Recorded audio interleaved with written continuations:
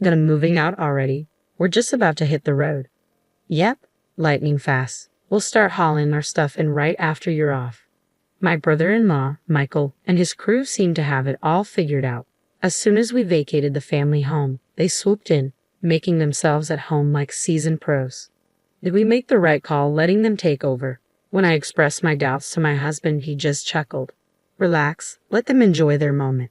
They'll be knocking on our door soon enough.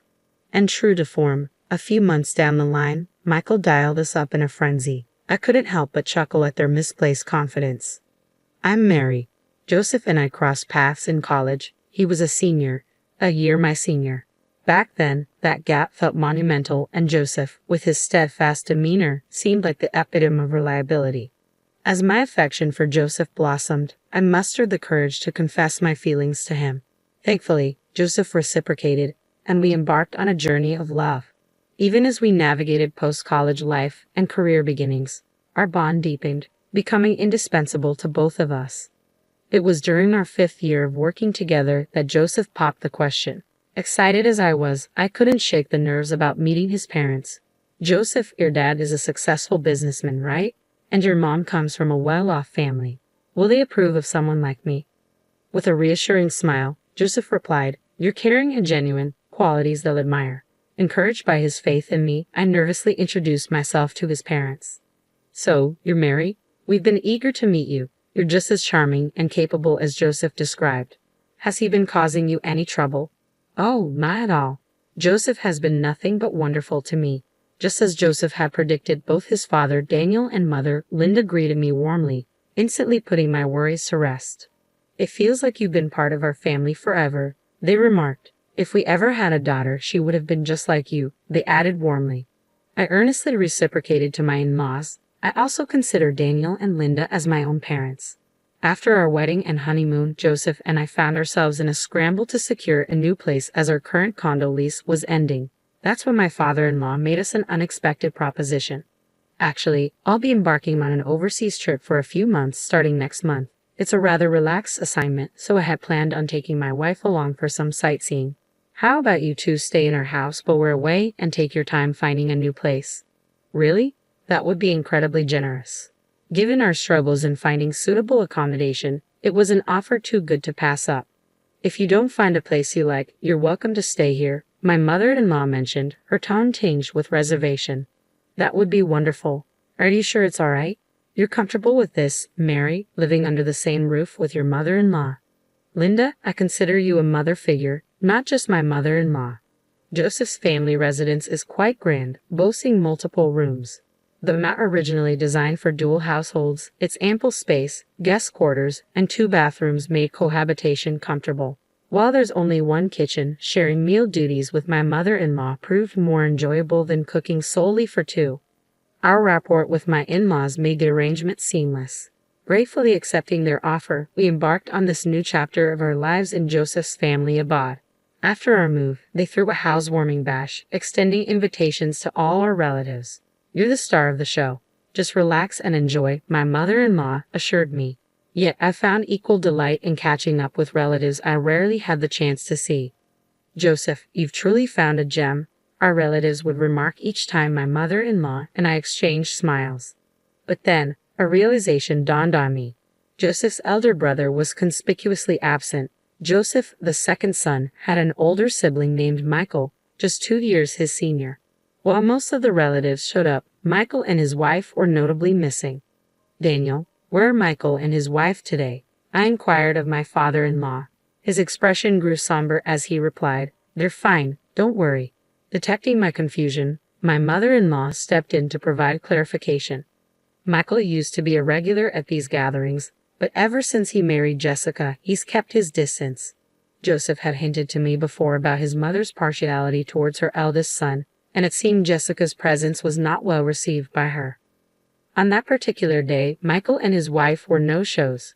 Joseph and I sent a housewarming card to their residence. A few days later, I received an unexpected call from Michael. Is Joseph available? His tone was terse. Oh, Michael, Joseph is at work right now. Can I take a message?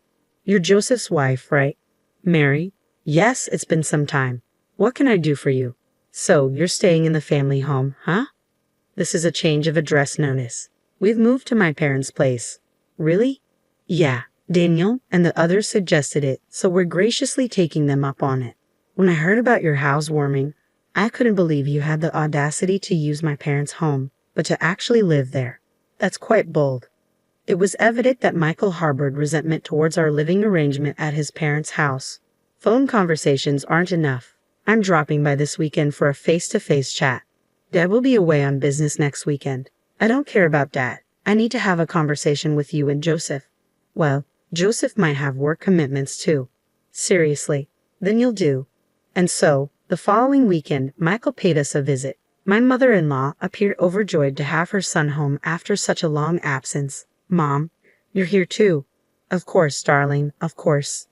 I've been looking forward to catching up with you, Michael. I'll be heading to Dad's next week, so I'm glad we could squeeze in some time together.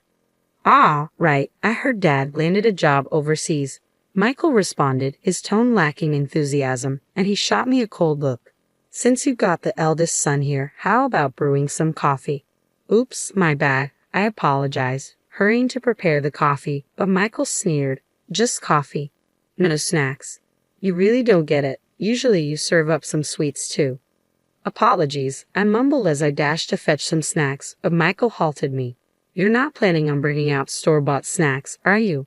Grab a cake from that place downtown. Remember that for next time.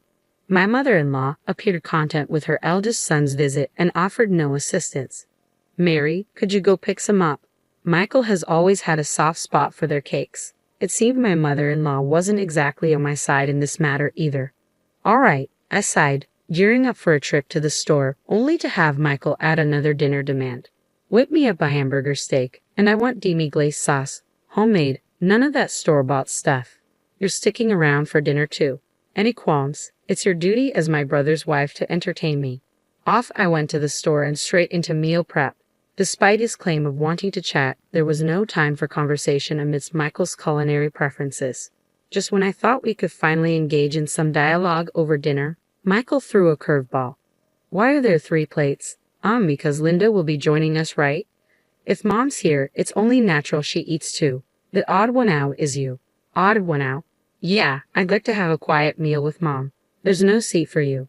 You can't be serious. After having me slave over dinner, Michael promptly ejected me from the house. I ended up dining solo outside, returning when I assumed the coast was clear. Shouldn't we talk now? I tentatively broached the subject with Michael, who brushed it off, claiming conversation was unnecessary at the moment. What do you mean? I asked incredulously. Jessica and I have decided to take up residence here. You and Joseph will need to find another place to live. But we've already settled in. Isn't it more reasonable for me as the eldest son to stay? Mother-in-law's expression was remorseful as she addressed me. Mary, I'm sorry, but Michael appears to be finally embracing his role as the eldest son. It would bring me peace of mind if he remained here. Upon hearing his mother's words, Michael smirked triumphantly. See, even Mom agrees with me. So pack up your things and vacate the premises. With that, Michael departed in high spirits. Caught off guard, I found myself alone in the bathroom when Joseph returned home from work. What's the matter, Mary? I recounted Michael's ultimatum to Joseph. Michael said that, I can't believe he would treat you like this. Joseph seethed with anger and promptly informed his father overseas about the situation. Following his conversation with his father, Joseph approached me, saying, I'm sorry you had to endure this. Let's find a new place and establish our own home. Empowered by Joseph's support, I began packing our belongings. Just as we were preparing to depart, Michael phoned. Are you finished moving out? We're about to head out. Yes, we're all set. We'll be bringing our belongings over shortly. With that, we departed, leaving Michael and his family to move in as if they owned the place. Did we make the right decision? Watching Michael and Jessica act freely in the house, I couldn't resist venting to Joseph. Don't stress about it. Let them have their way. They'll be the ones facing the consequences down the line. And true to Joseph's prediction, a few months later, Michael called us in a panic. Hey, Dad and Mom just reached out to me. They're on their way back from the airport. What's happening? Isn't it obvious? Their overseas assignment is finished, so they're returning home. I thought they'd be staying there longer. I hadn't heard anything about their return. I thought this house was passed down to us. Our plan was to live together once they returned. You were aware of that when you pushed us out to live here, weren't you? Jessica would never agree to cohabitate with them, but their belongings are still here, right? Where did you think they'd reside upon their return? Michael grew defensive. I assumed they left behind what they didn't need. You sold it. You sold their belongings. Yeah, Jessica suggested we make some money if it wasn't necessary. My in-laws had left behind valuable possessions like jewelry and watches. Selling those items would amount to a significant sum of money. So what happened to the money? I inquired. It's gone. We blew through it like it was a windfall, Michael admitted. And what if they find out? I pressed. I suppose it's just a matter of time, he conceded. Well, then what's the plan? I asked anxiously. Mary, can you come over and lend a hand? Michael requested. Help? Why should I? I retorted. So you're prioritizing Mom's favorite over Jessica, huh? Assist me by shifting the blame onto Jessica. It's the duty of a brother's wife to protect the eldest son, Michael implored. Don't delude yourself. I wouldn't lift a finger for a disrespectful couple like you, I rebuffed firmly. Please, I apologize for everything thus far, Michael pleaded. An apology won't rectify the situation. You should be accountable for your actions. Isn't that the principle of the eldest son? Disregarding Michael's pleas on the other end of the line, I terminated the call. Later, I discussed the matter with Joseph. Joseph chuckled. Indeed, Jessica, who never saw eye to eye with Dad and Mom, would never agree to move back in. Dad even suggested we live wherever we please until they relent and vacate. He's covering all the relocation and rental expenses.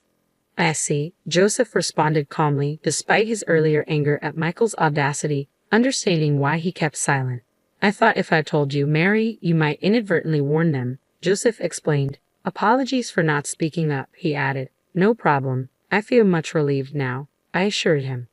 Michael and Jessica found themselves stranded, awaiting my parents-in-law's return with no alternative housing, depleted savings, and a terminated lease. When my parents-in-law arrived back from their trip, they were livid to discover their belongings sold off. I never imagined you could be so irresponsible. There's no point in trying to reform you. Leave at once. Michael protested, but I thought you were coming back. I thought Jessica and I could stay here. Isn't Mama on my side? Even mother-in-law couldn't defend him. Michael had no intention of residing with us. It was foolish of me to hope for a change. My parents-in-law presented Michael and Jessica with the bills for the jewelry and watches they had sold and promptly evicted them. We can't afford this. We have nowhere else to go. Exactly. I'm not even employed. Father-in-law berated the knave pair. Unbelievable. You squander money you haven't earned.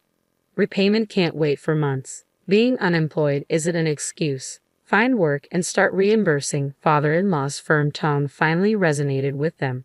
Jessica took on multiple part-time jobs, dedicating all her earnings to the repayment. Unable to meet father-in-law's monthly installment plan, Michael's salary had to fill a shortfall. Consequently, they now reside modestly in a more economical, smaller apartment. Later, mother-in-law and father-in-law visited the condominium where Joseph and I reside. Mary, I sincerely apologize. I got carried away, believing Michael could reside with us. It's all right. It's all in the past.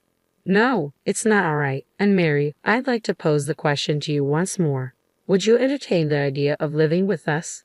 Mother-in-law appeared genuinely contrite. We've always recognized that mother-in-law isn't a bad person. Joseph and I exchanged a glance and nodded. Our decision was made. Absolutely, if Daniel and Linda are agreeable, we'd be delighted to return to the house. We unanimously decided to reunite as a family of 4 under one roof. This experience seems to have deepened the bond between my in-laws and me even further.